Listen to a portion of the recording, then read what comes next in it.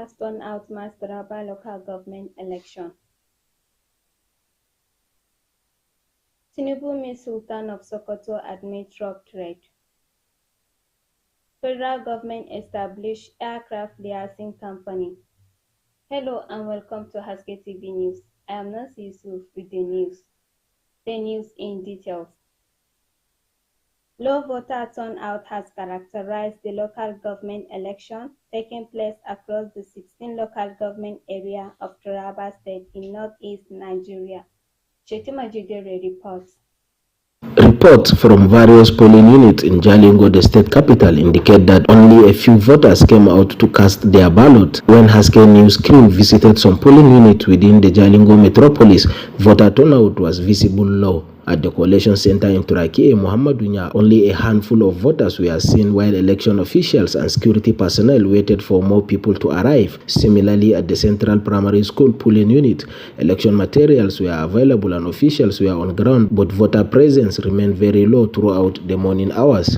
Despite the low turnout, officials of the Taraba State Independent Electoral Commission described the exercise as peaceful with no major reports of violence or disruption recorded across the state.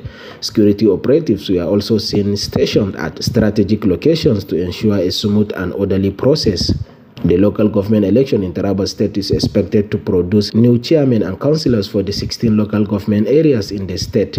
Observers and stakeholders have continued to urge citizens to participate actively in the process to strengthen grassroots democracy in the state. Shetima Jidere, Haske News. President Bola Tinubu on Friday received the Sultan of Sokoto, Muhammad Saad Abubakar, at the Aso Rock Presidential Villa, Abuja. Punch correspondent notes that the monarch, who also served as the spiritual leader of Nigerian Muslims, arrived at the villa at 2 p.m. and observed Juma prayer with the president alongside other dignitaries at the Aso Rock Mosque. Friday meeting came days after President Tinubu received the Catholic Archbishop of Abuja, Most Reverend Ignatius Kaigama, on Tuesday. Although the presidency did not disclose details of the discussion, an official news correspondent that the meeting was meant to strengthen national unity and deepen mutual trust among Christians and Muslims. At the Federal Executive Council meeting on Thursday, Tinubu said his government was handling drug trade diplomatically and holding talks with Nigerian foreign partners. The Minister of Aviation and Aerospace Development, Festus Keyamo, has hinted at the federal government plan to establish an aircraft leasing company in the country.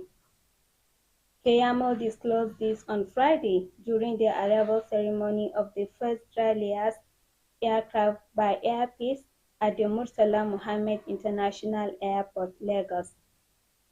The initiative, according to the minister, is expected to boost the Nigerian aviation industry through the availability of dry-leased aircraft and enable local operators to cooperate more effectively with international airlines.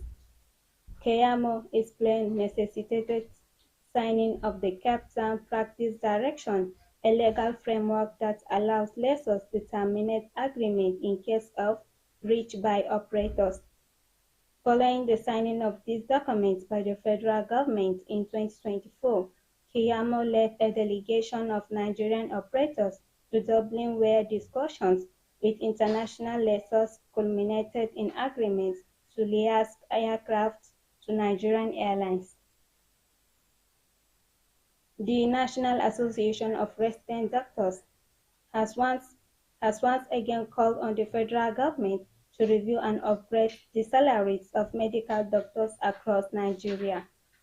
The association described the current remuneration as grossly inadequate.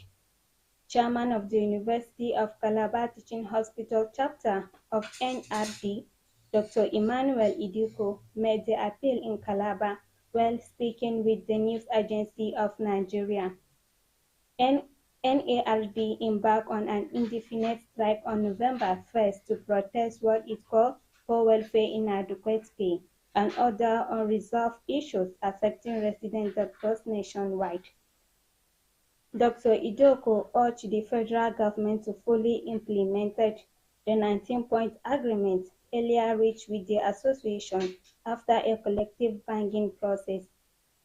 He noted that although the agreement was first signed in 2009 and reviewed in 2014 and 2019, it has yet not to be implemented.